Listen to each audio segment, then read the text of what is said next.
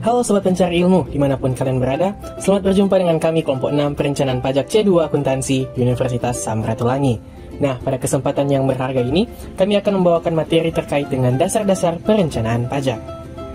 Nah, seperti kata pepatah, tak dikenal tak disayang, maka izinkanlah kami untuk memperkenalkan diri kami terlebih dahulu. Kelompok kami ini terdiri atas 4 orang, yakni Injilita Lakada, Novalinda Mamadoa, Gabriela Manopo, dan Randy Sengkei. Nah, tanpa berlama-lama lagi, marilah kita masuk ke dalam pembahasan materi terkait dengan dasar-dasar perencanaan pajak. Ya, pertama adalah definisi dari perencanaan pajak.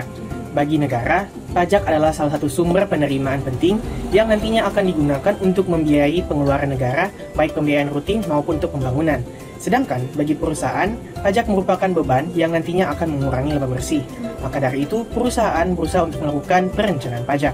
Meminimalisasi beban pajak dengan tidak melanggar undang-undang atau peraturan perpajakan dikenal dengan perencanaan pajak atau tax planning.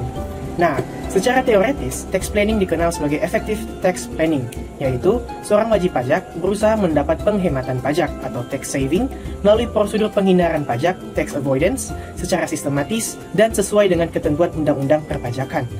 Tax avoidance adalah upaya pengurangan utang pajak secara konstitusional. Nah, ada pula beberapa tujuan dari perencanaan pajak ini.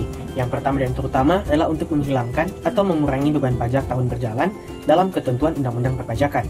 Yang kedua, menunda pengakuan penghasilan dalam ketentuan undang-undang perpajakan. Yang ketiga, menghindari pengenaan pajak berganda. Yang keempat, memperluas bisnis atau melakukan ekspansi usaha dalam bentuk badan usaha baru.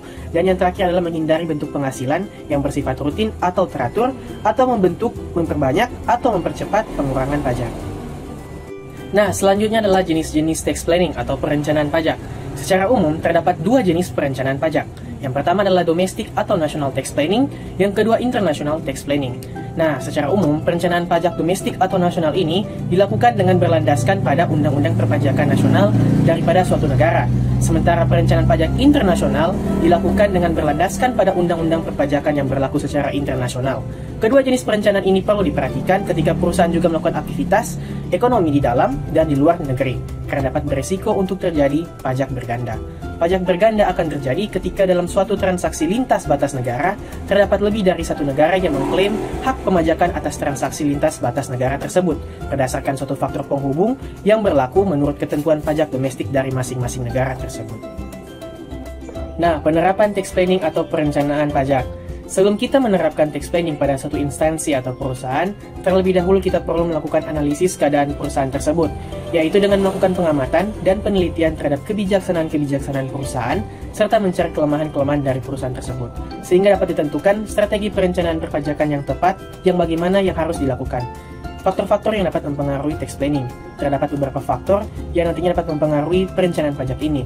Di antara lainnya adalah yang pertama, tingkat hutang perusahaan, yang kedua profitabilitas perusahaan, yang ketiga intensitas kepemilikan perusahaan, yang keempat intensitas kepemilikan aset tetap perusahaan, yang kelima fasilitas perpajakan, yang keenam biaya penelitian dan pengembangan, dan yang ketujuh biaya profesional.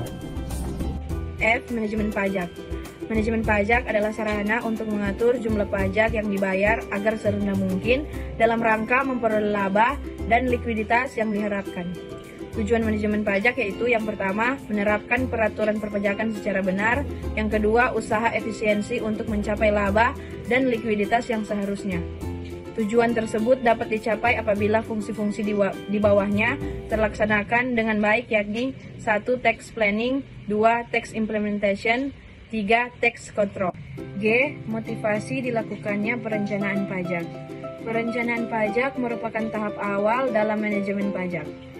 Terdapat 3 unsur perpajakan yang memotivasi dilakukannya perencanaan pajak. 1. Tax policy. Kebijaksanaan perpajakan merupakan alternatif dari berbagai sasaran yang hendak dituju dalam sistem perpajakan.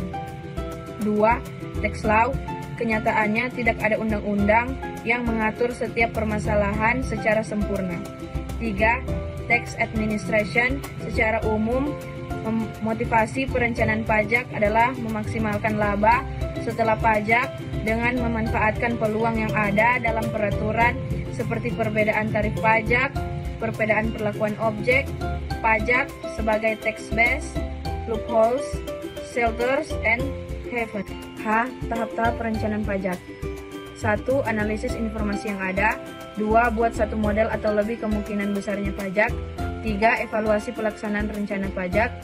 4. Mencari kelemahan dan kemudian memperbaiki kembali rencana pajak. 5. Mutakhirkan rencana pajak. I. Karakteristik perencanaan pajak. 1. Legal. Tidak bertentangan dengan peraturan perpajakan yang berlaku. 2. Integral. Bagian dari perencanaan menyeluruh perusahaan. 3. Valid. Didukung dengan bukti-bukti yang memadai seperti agreement, invoice, dan accounting treatment. 4. Cash flow. Berhubungan dengan kegiatan mengendalikan arus kas. 5. Net present value. Memaksimalkan net present value. Materi selanjutnya tentang sistem perpajakan. Dalam sistem perpajakan, Indonesia memiliki 3 sistem perpajakan. Yang pertama, Self-Assessment System. Sistem pemungutan pajak yang membebankan penentuan besaran pajak yang perlu dibayarkan kepada wajib pajak. Jenis pajak yang menggunakan sistem ini adalah PPh dan PPN. Yang kedua, Official Assessment System. Sistem yang memberikan wewenang penentuan besarnya pajak terutang pada fiskus atau aparat perpajakan sebagai pemungut pajak.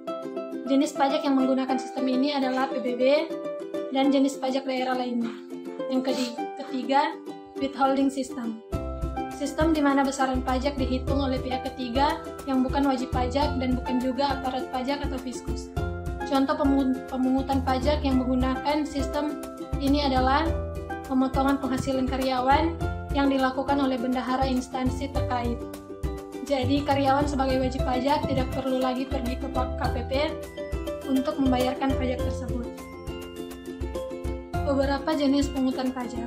Yang pertama, pajak penghasilan, kedua PPN dan PPNBM, ketiga PBB, keempat bea materai, kelima bea masuk, keenam cukai, ketujuh retribusi, dan yang terakhir pajak daerah.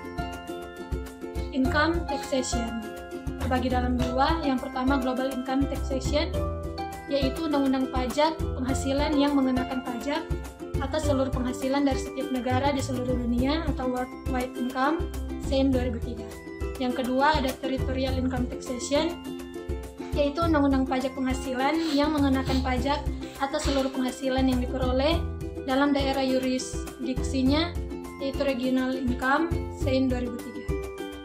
Strategi umum perencanaan pajak. Yang pertama, ada tax saving atau usaha meminimalisasi jumlah utang pajak yang tidak termasuk dalam lingkup perpajakan. Yang kedua, tax avoidance atau penghindaran pajak melalui celah dalam peraturan. Ketiga, menghindari pelanggaran terhadap peraturan perpajakan yang berlaku. Keempat, penundaan pembayaran kewajiban pajak. Dan yang terakhir, mengoptimalkan kredit pajak yang diperkenankan. Pengendalian pajak. Pengendalian pajak bertujuan untuk memastikan bahwa kewajiban pajak telah dilaksanakan sesuai dengan yang telah direncanakan dan telah memenuhi persyaratan formal maupun material. Dalam pengendalian pajak, yang penting adalah pengecekan pembayaran pajak. Aspek formal dan administratif meliputi 1. Hukum pajak formil, 2. NPWP dan NKP dan pembukuan membayar pajak, yang ketiga self-assessment system, yang keempat payment system. Aspek material meliputi optimalisasi alokasi sumber dana manajemen agar pembayaran pajak efektif. Ada beberapa aturan yang mengatur soal hukum perpajakan suatu entitas bisnis di Indonesia seperti Undang-Undang Perpajakan, Peraturan Pemerintah, Keputusan atau SE Dirjen Pajak, dan Kepmenko. Untuk struktur perencanaan pajak sendiri, terdapat 3 pilar penopang yakni Tax Policy, Tax Law, and Tax Administration. Seperti yang telah dijelaskan pada slide sebelumnya, ketiga pilar perencanaan pajak ini merupakan bagian dari sistem perpajakan. Kesimpulan, tax planning adalah bagian dari manajemen pajak dan berfungsi untuk mengendalikan transaksi dengan konsekuensi potensi pajak dengan tujuan mengefisienkan beban pajak yang muncul secara legal atau dalam bingkai peraturan perpajakan, yang secara bisnis masuk akal dan memiliki bukti pendukung yang memadai. Nah, bagaimana Sobat Pencari Ilmu? Itu dia dasar-dasar perencanaan pajak dari kami kelompok 6 Perencanaan Pajak C2. Jika ada salah kata kami mohon maaf. Terima kasih atas perhatiannya dan sampai jumpa di video pembelajaran selanjutnya. See you!